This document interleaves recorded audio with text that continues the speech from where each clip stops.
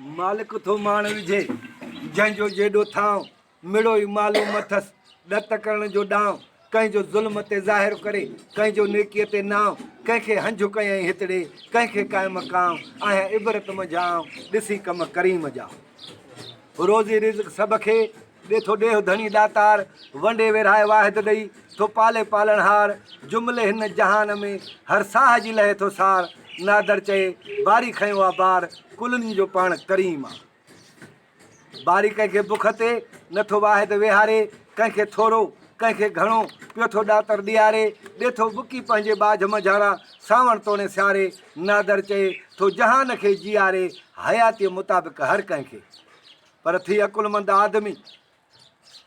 आदमीअ सां रूह वञी रलाइजे बेवकूफ़ सां बात करे अजाए वक़्तु न विञाइजे जे मोहबत न अथसि मन में त पेच न तंहिंसां पाइजे कचहरी हुजे कुर्ब भरी त गुड़नि भरियो ॻाल्हाइजे जे थोरो कंहिंजो थधो हुजे त भाऊ की न भुलाइजे लाहे न सघिजे लाशारी चए त गुण तंहिंजो ॻाइजे साहिल अची सदा करे त अर्ज़ु हुनजो अघाइजे जे ताक़त ॾिनी आहे तख़्त धणी उहा हीणनि ते न हलाइजे जेको वेरी थिए वेढ़े जो तंहिंखे सिक में सम्झाइजे सोबत रखिजे सचनि सां पाण बुरनि खां बचाइजे अहिड़ो मेलो मचाइजे जंहिंमां थिए नेकी नादर चए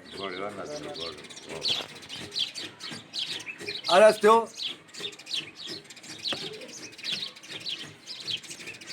उनखे पूरो कर